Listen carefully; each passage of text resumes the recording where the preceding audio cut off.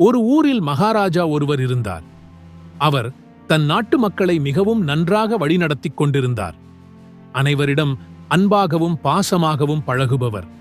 அவருக்கு வயதாகியது. எனவே தனக்கு பின் தன் நாட்டை ஆள இளவரசன் தேவை. அவருக்கு மகன் இல்லாததால் அவர் தன் நாட்டிலுள்ள ஏதாவது ஒரு இளைஞனை தன்னுடைய நாட்டுக்கு இளவரசனாக தேர்ந்தெடுக்க முடிவு செய்தார்.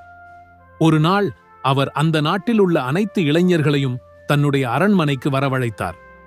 அவர்களிடம் சொன்னார், எனக்கு வயதாகிக் கொண்டே இருக்கிறது.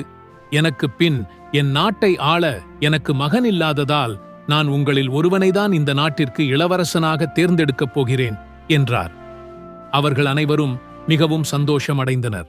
அப்போது மகாராஜா அவர்கள் ஒவ்வொருவருக்கும் ஒரு விதையை கொடுத்துக்கொண்டு சொன்னார், இந்த விதையை யார் பெரிய செடியாக முளைக்க வைத்து 1 மாதத்திற்குள் கொண்டு வரப் போகிறீர்களோ அவர்கள்தான் என் நாட்டை ஆளும் இளவரசன் ஆவார் என்றார்.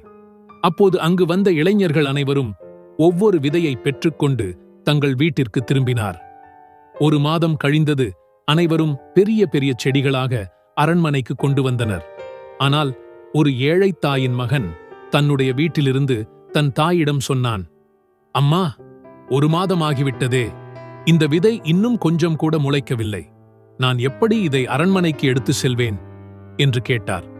அதற்கு அந்த தாய் சொன்னார், பரவாயில்லை மகனே, இவ்வளவு நாள் நீ கஷ்டப்பட்டு அதை வளர்த்தெடுக்க முயற்சி செய்தாய்.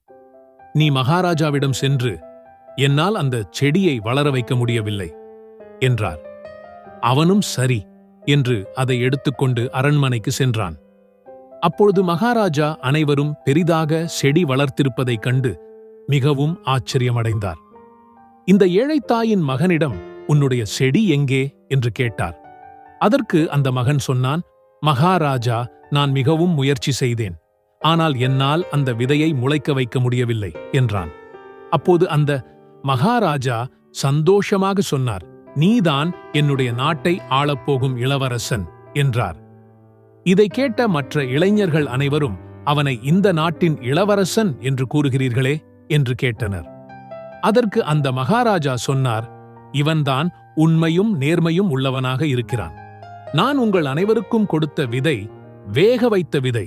அந்த விதை முளைக்கவே முளைக்காது. ஆனால் நீங்கள் எல்லோரும் வேறு செடிகளை இங்கே கொண்டு வந்து பொய் கூறியிருக்கிறீர்கள்.